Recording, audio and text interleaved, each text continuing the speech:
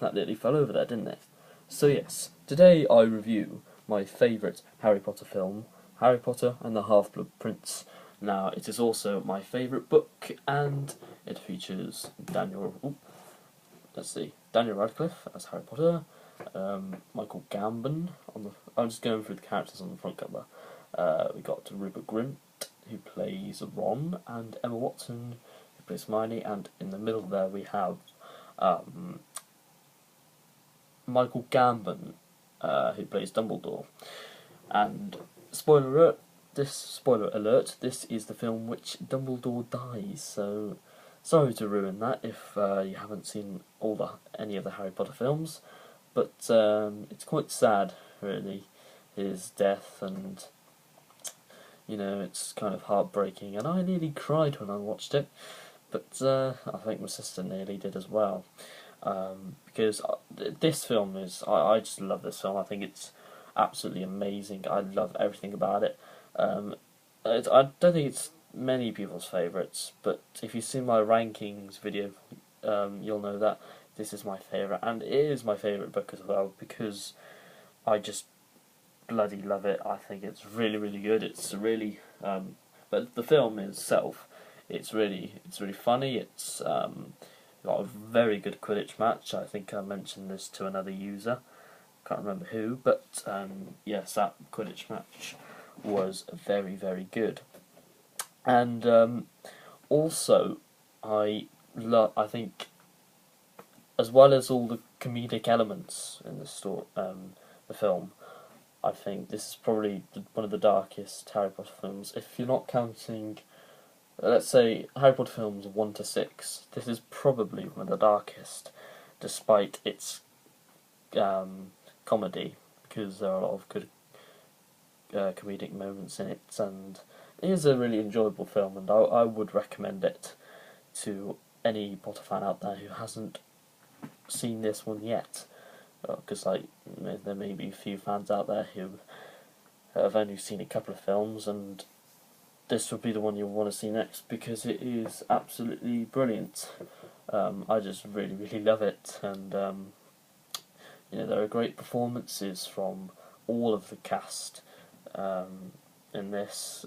Daniel Radcliffe, Michael Gambon especially. I think Michael Gambon is probably at his best here. I think Mr. TARDIS11 said that when he reviewed it, and I agree with him totally. Yeah, this is probably his best, because you got that fantastic CGI effect towards the end of the film where they're in the cave when they're trying to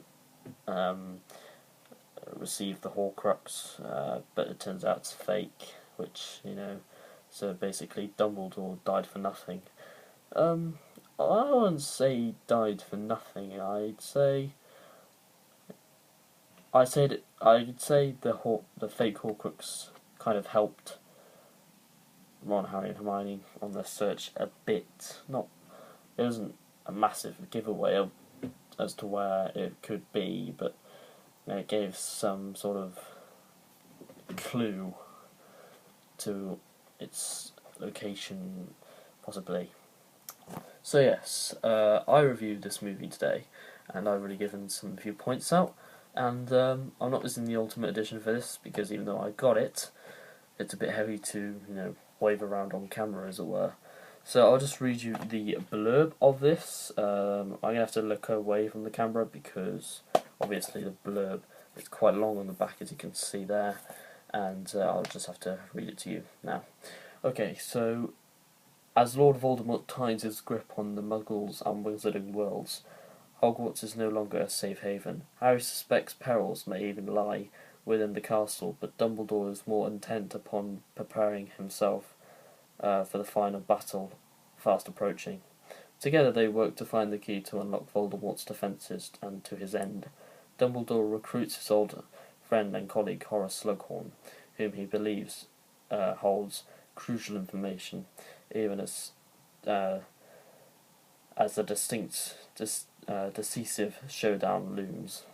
Romance blossoms for Harry and Ron, Hermione, and their classmates.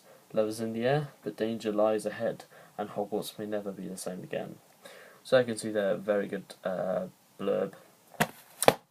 Now, this film, like I said, is brilliant. I really do like it, especially. I mean, I've got the poster there just to show how much I love it, because it is one of my absolute favourites of the series. And there's a new character in this as well, who we haven't seen before, even though he does appear in Deathly Hallows Part 2, which is Horace Slughorn, that's played by Jim Broadbent, who is a brilliant character. But in the books, he's fat. In the books, he's a bit different to what he is in the film, but I think I really like him in the film. I think he portrays his character brilliantly. I think he's a great character. But it doesn't beat Snape, because Snape is my favourite. Now, like I said, the highlight for me of this film is probably CGI bit towards the end, with the flame and when they're in the cave, and probably the Quidditch match, because for the first time in the Harry Potter series this is actually the last Quidditch match you see, and it's all snowing, which I really like that effect, and their new Quidditch robes look really, really good. I mean, I know they're kind of the same, but I think they've got a new, different sort of look to them, to what they did in the other films, because they, I think, were more brighter. Or that might just be me looking at it from a view, which could be wrong. But yeah, Jim Broadbent, brilliant actor. I've seen him in what was it? Was it? It was a good film. It was a comedy. Oh, Bridget Jones's Diary. That was it. Yeah, I saw him in that, and he was brilliant. I think he played a father. Bridget Jones's father, I think it was. But yeah, it was a good film. You should see it. Yeah, but this, like I said, great film. One of the best, in my opinion. I mean, I'd love to know your favourite Harry Potter films, if you want to comment down below. But so also I forgot to mention another. I love the opening scene for the title. I just love that, when all the Death Eaters are flowing down, like shaking the Millennium Bridge. I think they showed that on the trailer of this, and that was really well made. Well, it's really good CGI. That I thought was it CGI? I don't think so, no. But still, it was really good effects. That was just to show how much the Death Eaters were invading the non-magical world, which we don't really see very often in the Potter series. I mean, we see sort of, I suppose you could, yes, there is some attacks. Oh, you don't see attacks, but you see some invasion on the Muggle world in Deathly Hallows Part 1, which is cool. I'll review that sometime, possibly after this or whenever, I'm not too sure.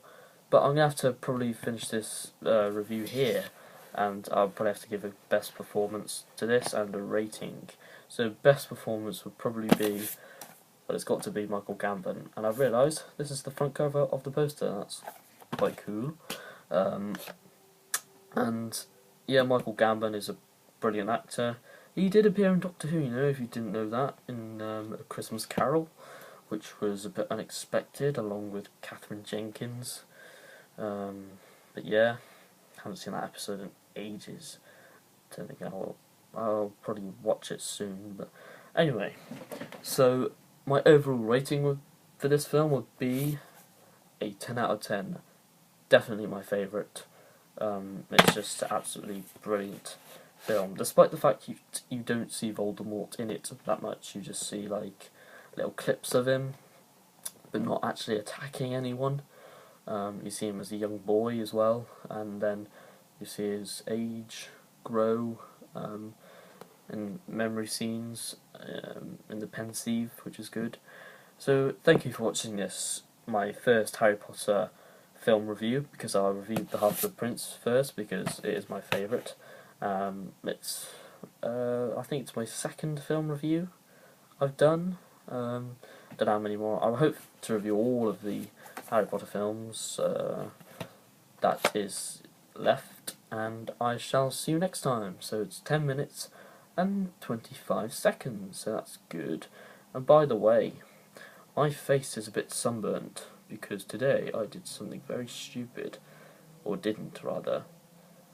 I didn't put any sun cream on, which was a bit of a stupid idea, but oh well, I'll cope, hopefully. So, like I said, thank you for watching, and I have to sneeze in a minute, so I have to close this video down now. Goodbye!